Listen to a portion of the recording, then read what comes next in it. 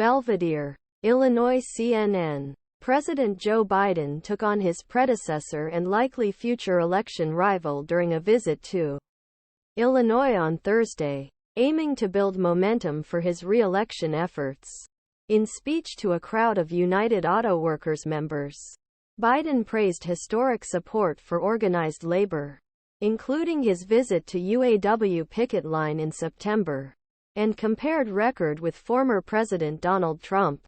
The president offered harsh criticism of Trump, who held rally at a non-union store in Michigan day after Biden visited the picket line. This decision drew the ire of UAW President Shawn Fain. "The difference is this: when you were in the middle of a fight, I stood and others stood with you, shoulder to shoulder on the picket line," Biden said Thursday. "My predecessor went to a non-union shop and attacked you. It matters where I come from." The incident came as Biden tried to block support from the powerful UAW. While President is firmly backed by top union leaders and quickly received backing from some of largest unions after announcing his re-election bid, UAW, which recently faced off against Big Three automakers until historic agreements were reached, has yet to endorse decision.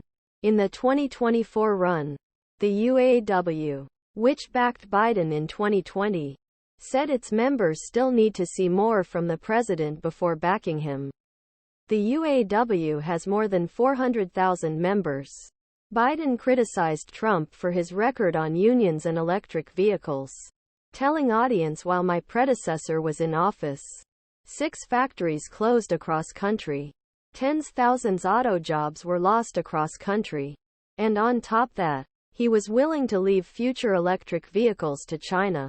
He said if America invested in electric vehicles it would lower wages, eliminate jobs, and mean the end of the American auto industry.